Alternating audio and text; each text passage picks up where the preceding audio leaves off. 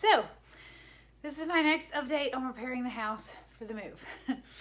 As you can see behind me, we now have all of the doors taken off of the cabinets, and he's painted all of them white. So they were like a oak, but they you know, it could have been pretty if it were a new oak, but it was an old, like 35-year-old oak, and it just bleh. So he took all the cabinets off, and we've been living like this for a few weeks now, because when you do it yourself, it takes a while sometimes, because he still has a full-time job and he only works on this on the weekends. And I know some of you are like, why aren't you working on it, April? Well, I'm not working on it because Alan doesn't think I know how to paint. And I'm good. I thought about proving him wrong, because I think I could paint, but yeah, you know, don't really want to. So if he wants to do the whole thing himself, let him do the whole thing himself.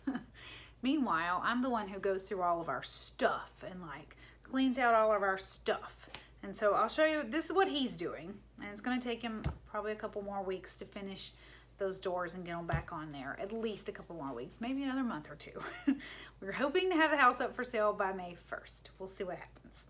Anyway, and we changed out our appliances. I'll show you. So this is our new dishwasher, and it's stainless steel. And this is our new oven and our new microwave and our new refrigerator. It just helps the kitchen show better if it has pretty shiny appliances. And the ones that were here worked fine. They were all really old, like very not current. So anyway, if we had not been able to afford to change out the appliances, it would have been fine. But since we could, we just went ahead and did it. And I think it'll help the house show and sell just a little bit faster if the kitchen looks really good. Okay, so now I'll show you what I'm working on. I am working on the storage bin of memory stuff. And those are the hardest storage bins to me. You got your pictures, memory stuff, stuff that doesn't fit in photo albums. It's just a lot. And there's 6 of us, so that's times 6 people. We have VHS tapes, and they're still down there. I didn't bring those upstairs yet. But I found that Legacy Books or something like that.com, and I'm gonna have the VHS tapes changed over to digital, and then I'm going to throw those VHSs out. We're not gonna keep them anymore, and I'm really excited about that. It's not cheap though, but I'm hoping it'll be worth it. And they aren't even accessible to us right now because we don't have a VCR. We can't watch any of them. We haven't seen our wedding video in ages. Anyway, yeah, our wedding video on VHS. It's another thing that makes me sound old. Okay, so what I'm working on now is getting, I'll show you this box. Okay, so this is my box that I'm still working on, and this pile on top is because I was organizing. It did fit in the box.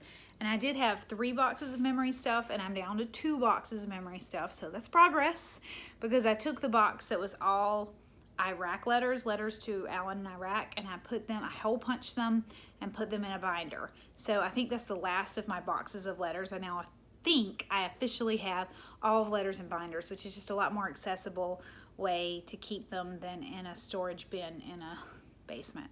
Anyway, so I found this photo. So sweet.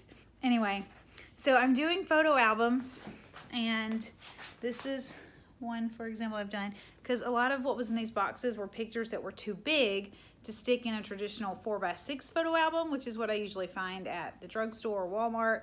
And so I went on Amazon and bought picture albums that will hold any size photo. So that's been really good. And then I have stuff that's not really photo album stuff, and that's this pile right here. Like this is from a funeral of Alan's uncle. This is just a sweet card from the kids when they were younger. This is just a welcome home. A welcome home card from Janet to Alan when he came home from the war one of the times. Anyway, so I'm loving having that, and I bought scrapbooks to put them in, and it's not the 90s anymore, right? You don't have to like make the perfect scrapbook. It doesn't have to, this isn't creative memories, making it beautiful and putting 20,000 stickers in there. Psh, I'm not doing that. So I accidentally ordered a little one. I wanted a big one. But so then I ordered a big one and I've got it in there. But first I'm going to use this little one for cards and stuff. But anyway, but you just take the stuff and tape it in there and keep going. I don't decorate it. I don't put stickers in here.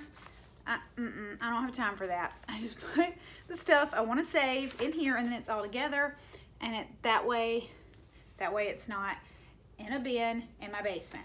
Once it's in a scrapbook, then I can just put it on the shelves, and I just think it makes it a lot more accessible, a lot neater to me. I like that so much better.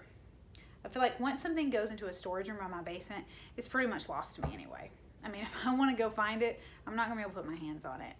And if I have a scrapbook section of my shelves, then I know exactly where to find it. So that's how I'm handling the storage, and that's our kitchen coming along for selling the house. We've got a lot of work to do, but we still have 4 months left to do it in. Thanks, guys.